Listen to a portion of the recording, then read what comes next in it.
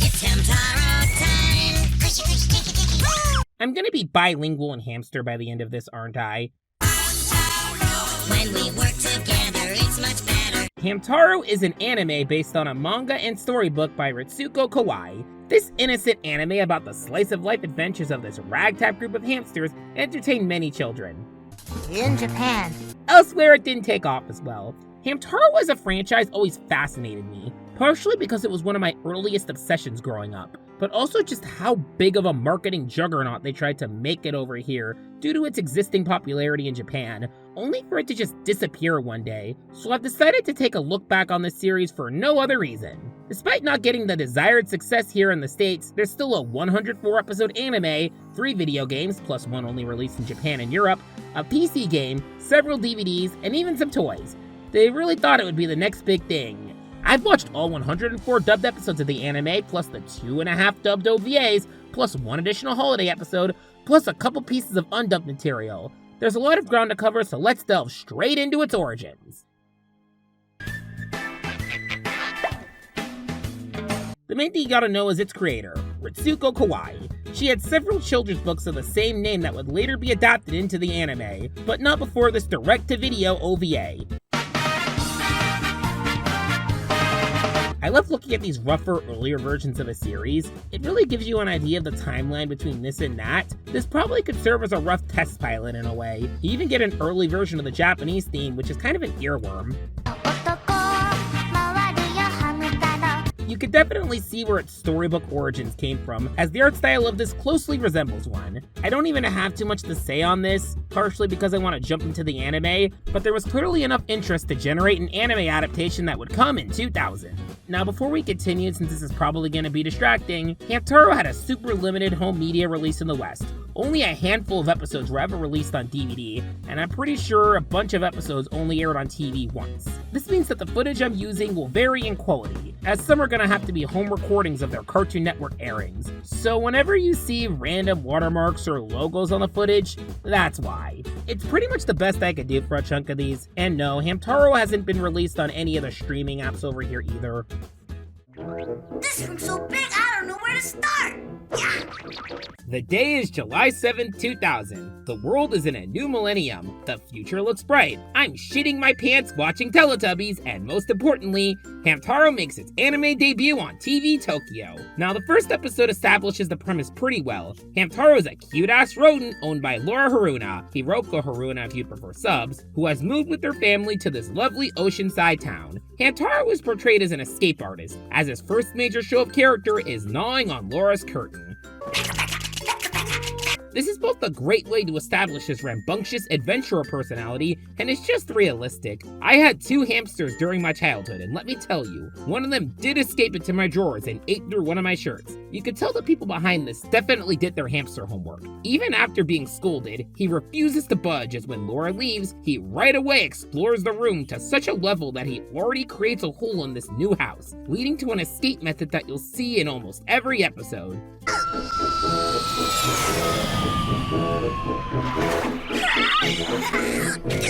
You know, as a kid, this always looked really fun. He quickly meets a large hamster named Oxnard, who's looking for his sunflower seed. My sunflower seed is gone! Your sunflower seed? And after helping find it, they become instant friends. Friendship through mutually assured sunflower seed finding. They fall into a tunnel and run into Boss, a field hamster who's quite the pack rat. Did you make all this yourself, boss? Sure I did. Field hamsters have to do everything ourselves. Right away, we're aware of his personality. He's grumpy, a bit of a loner at first, and most importantly, he has the hots for a certain someone. You like a good girl? Cherish this. This will be one of the only times Hamtaro is aware of the concept of romance. So the trio now has to help Boss talk to the girl he likes, who is our other major hamtagonist, wait, that makes them sound evil, Bijou, to have Boss serenade her with his sweet tunes. Put him on the next Hamerican Idol. But yeah, Boss is too nervous, so Hamtaro has to save his ass with a song that is such a core memory for me. Oh, chicka, chicka, chicka, when you're in a jam. It's actually quite a bop, but because Hamtaro was the leader, Bijou actually falls for Hamtaro instead. This is totally gonna go places. But while this is going on, Laura is out shopping and finds a journal with a hamster on it. As she picks it up, another girl does at the same time. This is Kana, and they quickly hit it off because they both love hamsters. Friendship through mutually assured rodent owning.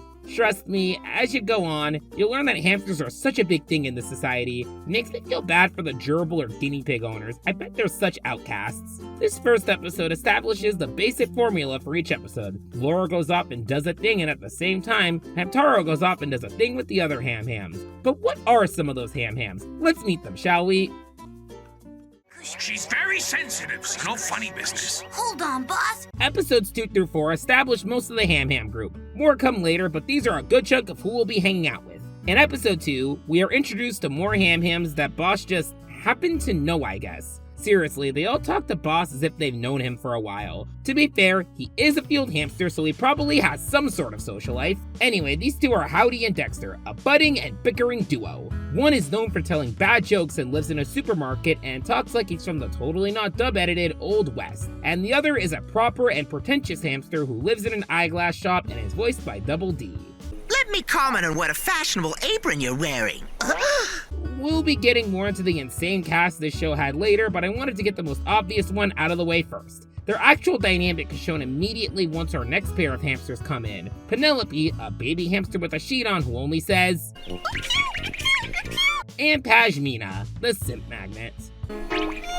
Pashmina! Oh, sorry, I should probably mention her actual personality. Mom friend to Penelope, and most importantly, her pink scarf. She loves her pink scarf. She will always mention her pink scarf. She'll force it into any conversation they're having.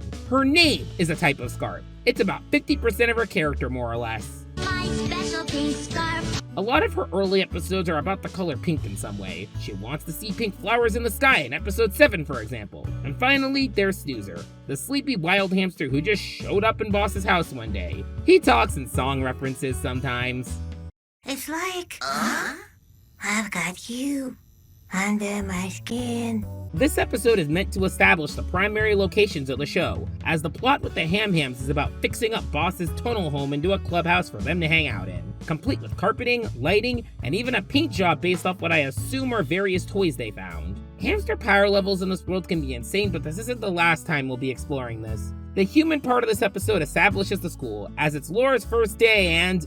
Look what time it is already! How could you let me be so late? Don't blame me. she's sinking into the slice-of-life anime protag role just fine. Seriously, her and Kana even sit next to the window. And to top it off, she has a crush on the local soccer Chad, Travis. We're pretty sure that was his original name in Japanese. I mean, Kana kept hers, so I'm assuming they all did. I mean, the localization here isn't the worst for an early 2000s anime dub. I mean, you get the obvious editing over kanji like the Brandy's doghouse here, but this just seems like any other Japanese school or town. Hey wait, does this town have a name? Chica!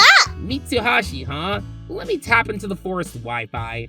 Turns out this was a real town in the Yamato district until 2005, before merging with Yamato to make Yanagawa City. Considering it was still a thing when the show came out in 2000, it's most likely supposed to be that. In the dub, it's just not named. I'm assuming they must have gotten the 4Kids mindset of not having any references to the fact that your show is set in Japan, but you'd think they'd at least come up with an alternate name. This change is more awkward than anything.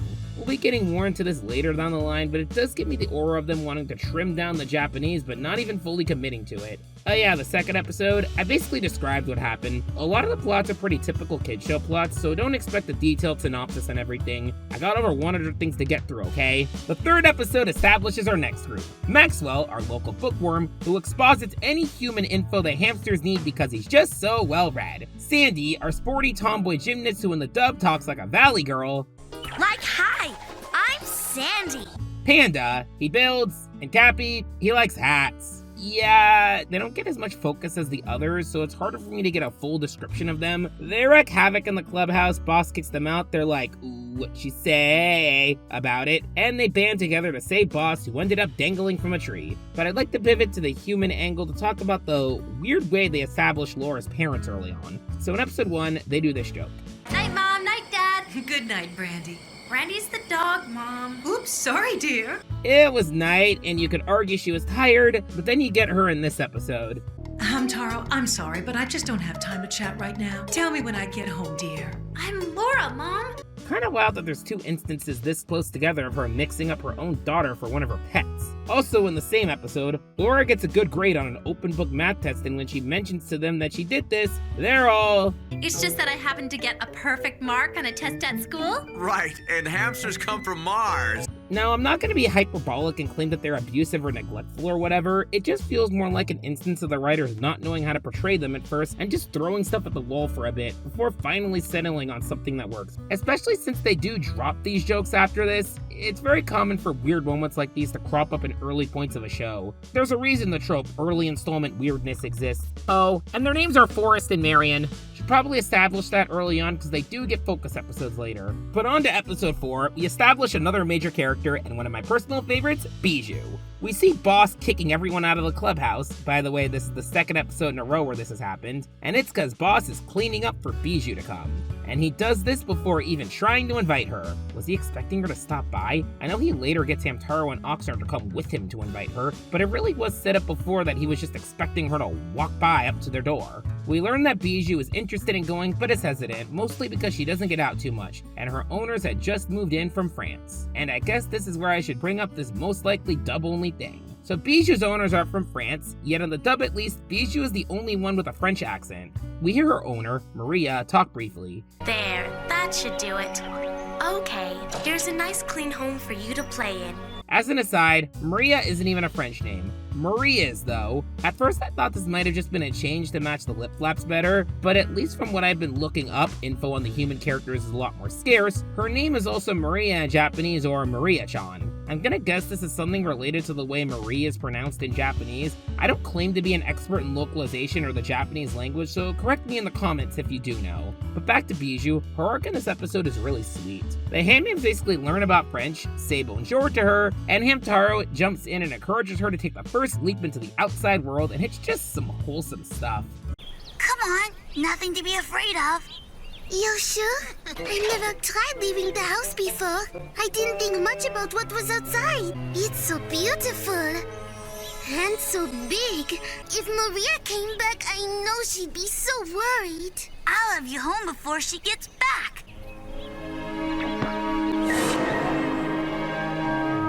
And yes, this was one of my earliest OTPs as a kid. I low-key got into writing romance fluff briefly from this, but we'll come back to that.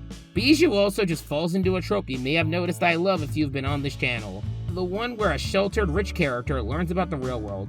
This is not a plug for any webcomic. Bijou is not at all portrayed as being stuck up or thinking she's above it. She's just never really been out there and is unsure about the uncertainties of it. It's an understandable fear to have, and Hamtaro helping her take that first step is a key moment in their relationship. As much relationship development as this show can muster. But to wrap up the rest of this episode, Bijou goes back, they play in a jungle gym Panda built, and Boss gets to talk to her and deal with playing second fiddle to the superior option. Oh, and Laura has awkward towel talk time with Travis. One thing about their subplot that did stick out to me as a kid was that 2 episodes prior, Laura starts school as a new student, and now they're on summer vacation. This confused me as a kid because, like, why would you start school only for it to be the end of the year?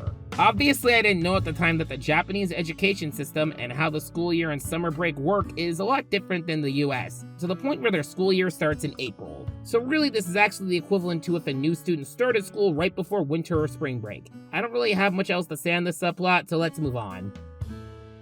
Bad. How much could we get for one of them sugar nuggets in our store? So for episodes 5 and 6, I'm going to be grouping together because both of them establish a common formula a lot of episodes fall under. What do I mean by this? Well, let's look. Episode 5, Diamonds of Sugar, starts with Laura and Kana showing Hamtaro the Japanese candy, konpito. Sorry if I mispronounced that. Or as the dub refers to it, the titular diamonds of sugar. Hamtaro is fascinated by it and wants some, but Kana remarks that hamsters aren't supposed to eat candy, and now because of that, the phrase, "is candy poisonous to hamsters?" is now in my Google search history. The Ham speculate on what these mysterious diamonds are like, to which Boss claims he knows what they are, while at the same time constantly calling them Emerald sugar. wrong Pokemon, Boss. And wrong gen. But yes, Boss thinks they're up in the sky, which perfectly leads to what the humans are doing. Laura and Kana's families are having a barbecue, and the Hams also decide to, because Boss claimed the diamonds only come out at night. And this is just an aside, but there are several episodes in the show that establish that it is harder for the Hams to meet up at night because all their humans are home and will worry about them. But it's just not a problem here. I'm just gonna assume everyone's owners decided to have barbecues tonight. But if you couldn't tell, what Boss thinks are the candy are actually just stars in the sky. And now it's a puzzle to see if the Hams can grab it. Obviously, this is fruitless since, they're literally stars and not candy, but this establishes the first common plot type you'll see pop up again. The Hams see the humans doing a human thing and heavily misinterpret it. If you've seen a show like, say, Rugrats, you should know this well. In a lot of these episodes, you do get characters like Maxwell who explain what it is through his wealth of information and his tiny little death notes, but usually he'll only get some of the information right, or in other cases, give them the wrong information entirely. Here, though, Hamtaro and Bijou are the ones who knew about the candies, and even draw them on this blackboard. They're just naive to the whole thing. So naive that they think falling stars are a candy falling from the sky, and after several failed attempts, can't get any. So they take the L and claim they'll get it next time, and then never try again. By the way, there's this running thing in the episode of Howdy, Dexter, and Penelope wanting to get a pink diamond of sugar for Pashmina. You're all on a quest to be the first to poison her. All to give her a candy the same color as her. Special pink scarf. Episode 6 is about Laura and her family going to the beach, and Hamtaro is left behind because hamsters can't swim. I didn't even need to Google that one. But the Hams tag along in the car and have a mini adventure at the beach. Hamtaro gets scared of a wave and makes one of the only memes I've seen of this show. Cappy makes some shell hats, Bijou doesn't know what the ocean is. You don't even know what the ocean is? Haha, you're so unworldly. I don't know what that is either. While at the same time knowing what mermaids are. According to legend, there are sea monsters and mermaids living in oceans and seas around the world. I want to see mermaids. They must be pretty. Which I find hard to believe. What the Hams know and don't know can feel kind of random at points. On the human side of things, after making some obviously localized references, I've got one. Indiana. Hey, how about Athens? Yes, okay, Seattle. I didn't know Vikings still existed. They mostly live in Minnesota. the main plot comes in of Laura not knowing how to swim. This is a perfect chance for Laura to really learn how to swim without it. I told you, Dad, I already know how to swim. Let the old coach be the judge of that. After setting up, Laura runs into Kana, whose family just so happened to be going to the beach on the same day. How convenient. And she tries teaching her how to swim. A storm rolls in and the girls end up trapped in a cave. And now it's up to the Ham-Hams to save them. Or rather, go in Laura's hat and gaslight her dad into thinking the hat can move, thus leading him to Laura. Can I just say, the tone shift here is great. The way it's set up adds some genuine tension to Laura and Kana being stuck there, and the stress the Ham-Hams go through just adds to it. Their dad finds them, the storm subsides, and everyone sees a rainbow. This episode, while showing the show's best qualities, sets up the other common plot type you'll see. Laura goes to a place and the Ham-Hams quietly tag along, usually helping her in some way without her knowing, or just getting into their own little plot at the same place. While not every episode falls into these two categories, there will be a good chunk of them that follow this in some way. I felt like using this as a microcosm for the kinds of plots you'll see would be better than just summarizing the episodes. I will be referencing key ones or just ones I found interesting, but this sets the stage for the type of show you'll see.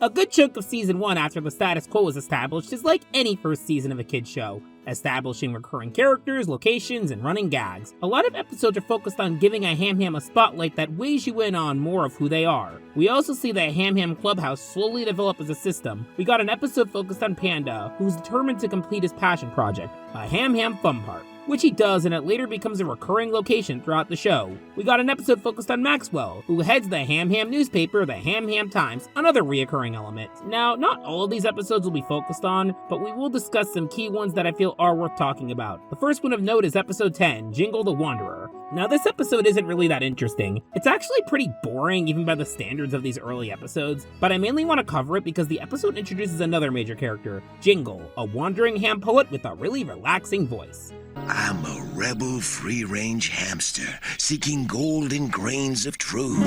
He gets better appearances after this, so that's why I'm bringing him up here. Most of the episode is about Hamtaro, Oxstern, and Penelope finding a missing floppy disk that Laura lost. This is how you know the episode came out in the year 2000, but let's move on to episode 13, Let's Dance Sandy. We open with Sandy practicing with her ribbon to a tune that was an earworm to 9-year-old me. See the colors, skip and flow. She trips, and then Maxwell helps her up, giving her words of encouragement. You sure are practicing a lot. I know.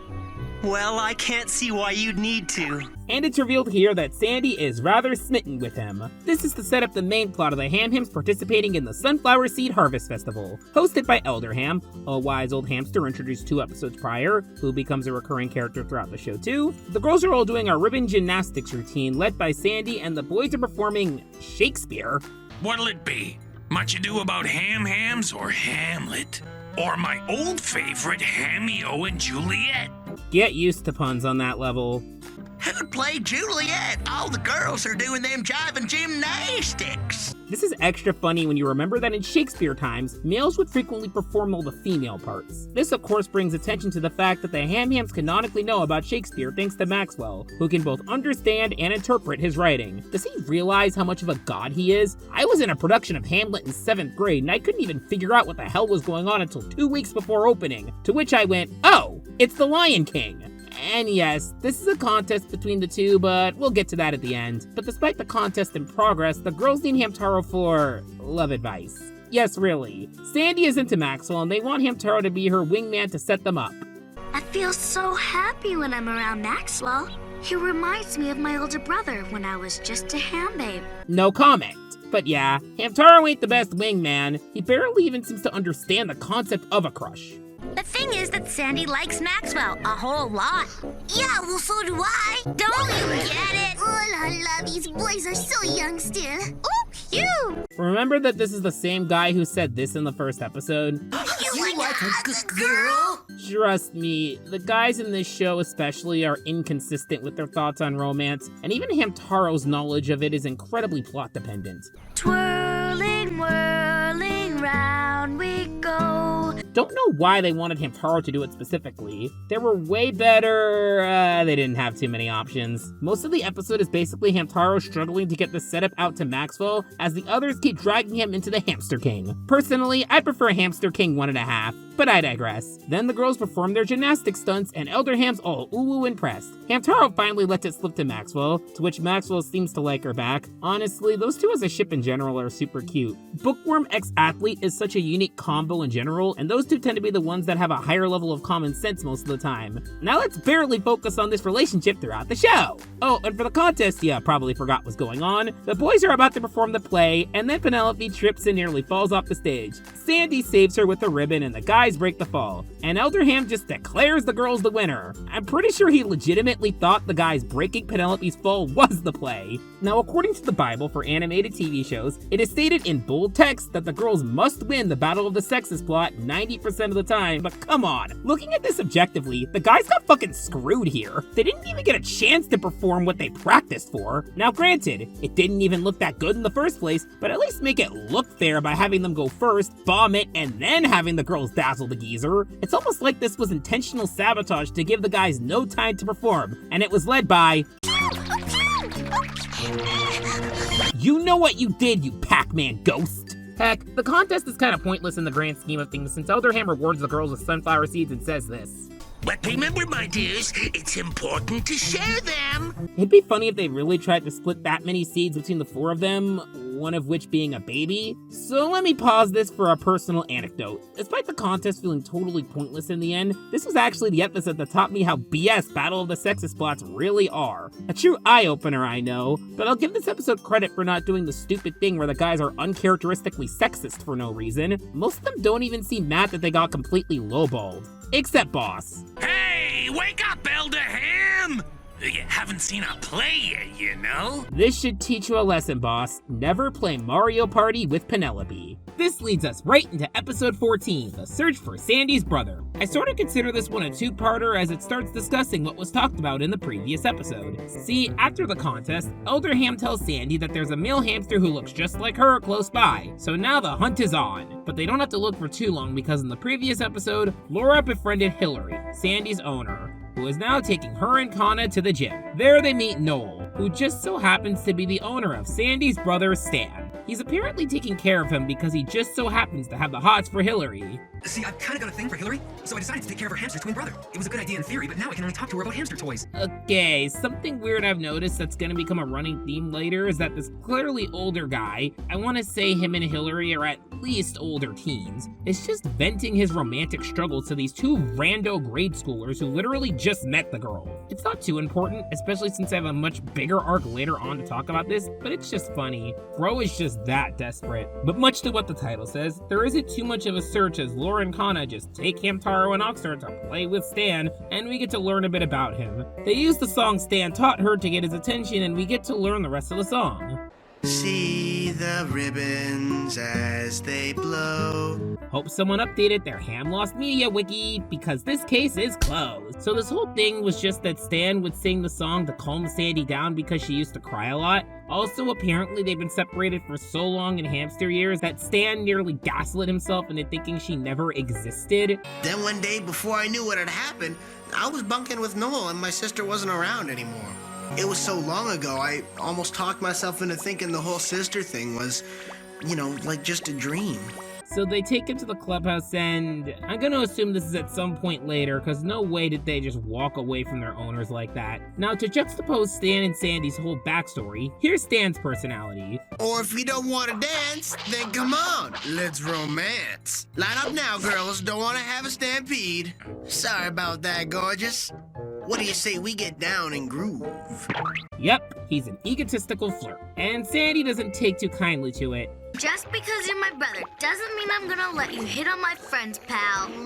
Think of him like Brock's hamster Sona. Stan's one of the few ham-hams to have a consistent jerk streak throughout the show, so I can see him being someone's least favorite, but I can at least appreciate him for driving the conflict. But we'll get to more with how he interacts in the show in the next episode. Bijou's favorite ribbon, or How Chico discovered his favorite childhood ship, the episode. We open with Bijou prettying herself up looking a lot more love-struck. Hey, that looks pretty cute. Blue really suits you.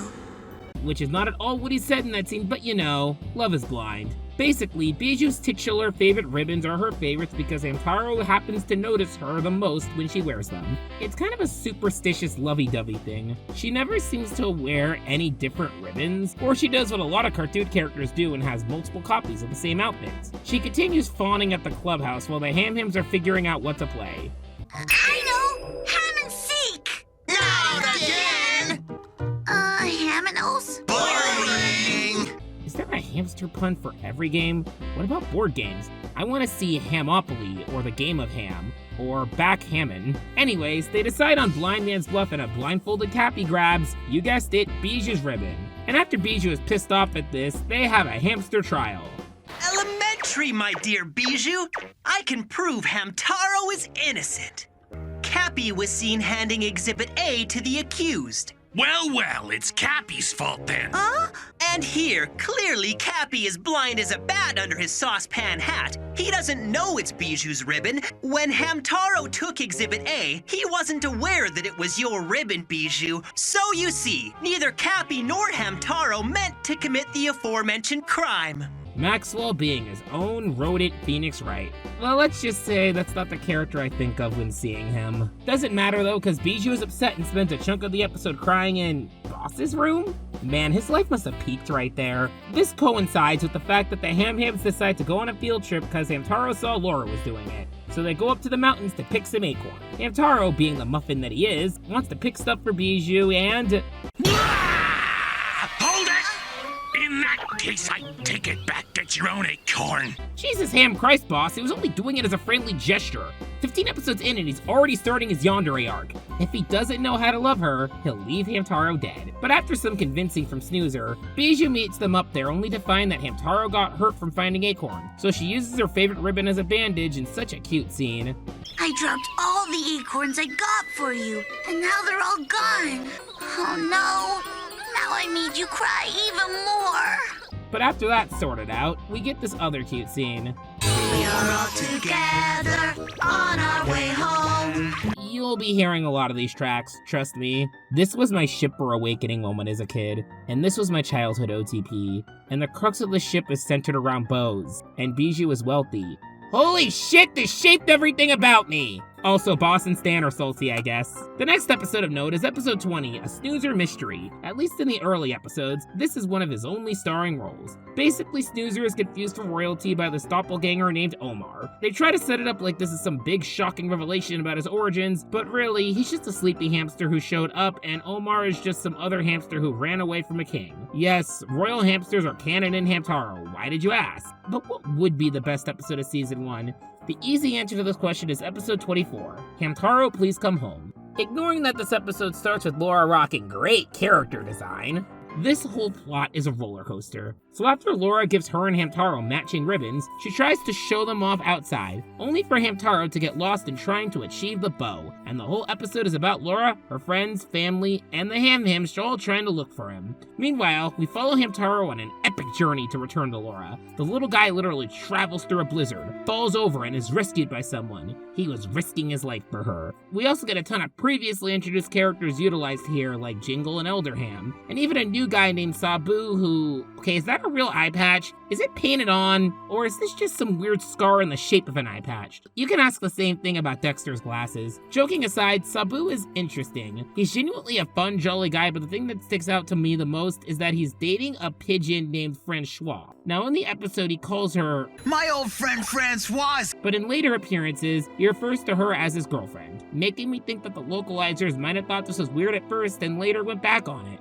But the best part of this episode, combined with what I just mentioned, is how well it portrays Hamtaro and Laura's bond. The writing does a great job to show how much they care for each other. If most people lost their hamster for this long, they would probably just assume it's dead. But Laura never gives up, and she has this look of desperation throughout the episode that's shown off very well by the voice acting. I know, Brandy. There's not much of her shown, but moments like these really help sell it.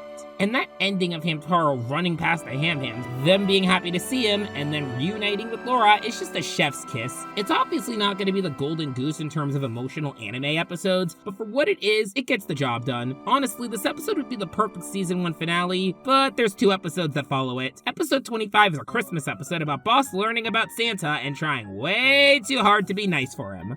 I'm gonna leave him a big thank you card with cookie. Yeah, way too hard, and it's revealed that Elder Ham is basically Hamster Santa, which I guess fits. Does he deliver to every hamster in town? There's a lot of hamster people here. There's not too much else to say about this one beyond it having this musical montage. There's a magic in the air. Every Ham-Ham gets the singing part, and let's just say some Ham-Hams' voices are more fit for singing than others. Everywhere you go.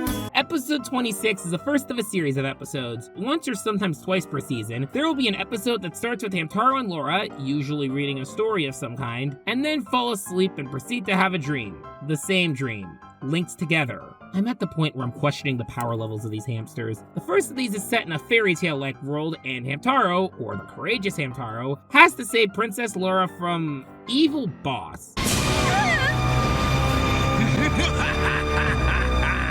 What do you want, wicked ham wizard? You doth have attitude, and that makes you a perfect wicked ham wizard's wife. honestly a pretty badass design. Looks like he popped straight out of an RPG. Now it should be apparent that all of these episodes are basically Bizarro episodes. They are set in dreams after all. I don't mind these too much personally. It gives the writers a chance to go out of bounds of the rules of the show while still having everything make sense in universe. And I can tell everyone really had fun on these ones. It does unfortunately show that this series didn't have the budget for action scenes. I mean, it's a slice of life kids anime, so I'm not expecting Dragon Ball fights here, but when you get moments like these... Is this the part where I say ouch? Ouch! You can see where they had to cut corners. This is probably the least interesting of the Dream episodes. It is the first one after all, so it's gonna be a bit more basic. I'll definitely have a lot more to say about this when we get to the others though. And that was season 1. Well, they are kinda cute. It's Hamtaro, Japan's #1 children's television phenomenon. Look out for Hamtaro Video Volume 1, Hamtaro and the Ham Hams. And Hamtaro Video Volume 2, Ham Hams Head Seaward. And to find out everything about Hamtaro and his Ham Ham friends, check out the official Hamtaro Handbook. Build the Ham Ham Clubhouse and all of Hamtaro's favorite hangouts with the Hamtaro Punch-Out Activity Book. When Hamtaro hit the US, it went in swinging in the marketing department. And yes, every season intermission will be spent talking about supplemental info on the show. Hamtaro's marketing is interesting. They came in with all the necessities for a franchise. VHS tapes, toys, video games, books, you name it. They were definitely expecting this to be the next big thing. It made sense because as the promo says, it's Hamtaro, Japan's #1 children's television phenomenon. They were definitely hoping this would be as big in the States as it was in its home country. What they didn't take into consideration was that Hamtaro over here was not a yellow sponge. Just kidding, it didn't air on Nickelodeon. It aired on Cartoon Network. On Toonami. Oh, chicka, chicka, chicka, when you're in the jam. I love how even Tom looks baffled at this and just accepts this fate. Now, Hamtaro airing on Toonami makes sense on paper. Toonami was one of the premier blocks for airing anime in the early 2000s that wasn't a Saturday morning block. It was the biggest driving factor in putting shows like Dragon Ball Z and Sailor Moon on the map. So putting an anime on the successful anime block probably looked lucrative to the CN execs, especially when you factor in the show's prior success in Japan. But then you remember what type of anime the block usually aired. To show what I mean, here's an archived schedule of Hamtaro's Toonami premiere. Aired right after a Sailor Moon rerun and right before a bunch of action shows. I don't think this show and Batman Beyond really fit in the same reality. This show really didn't fit on a block of action shows when this show's highest stakes up to this point were when Hamtaro was struggling in the snow while lost. But wait, this actually isn't the premiere. This is 7 in the morning, premiering with episode 21. The way the show initially aired is weird. Toonami aired the episodes weekdays in order from the beginning, while this random-ass 7 a.m. time slot aired the episodes weekdays starting from this one. I get that this is not exactly a show you need much context on if you're watching out of order, but it's still strange. Also, you might think that 7 a.m. is a much better time for it, but then you remembered it started airing at the start of summer break, meaning most kids will be sleeping in anyways. And of course, the Toonami viewers probably wrote this off as some preschool show and ignored it completely, probably thinking its placement was some out-of-season April Fool's joke. But trust me, the Toonami people tried. Toonami presents the story of a rodent with mad skills, saving the world one hamster at a time. Such peak early 2000s energy.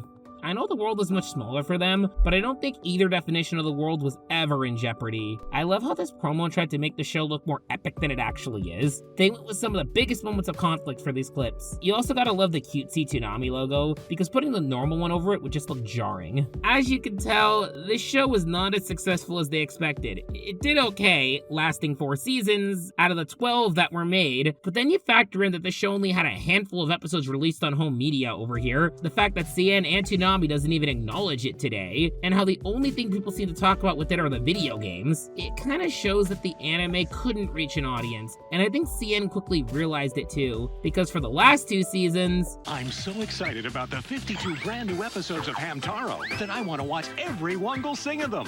52 brand new episodes, eh? That sounds like a magic syndication number. The time slot for it also changed slightly, which isn't too bad a slot. Then they moved the premieres to 2 p.m. and it just gets sad. Only reason the last batch isn't completely depressing because it was close to summer break, but it was clearly too little too late. It was clearly on the wrong channel. They honestly should have just gone with the Saturday morning block. Their programming tended to skew younger than the cable networks. Or, just for the memes, put it on PBS Kids. I'd love to see the funding screen for that.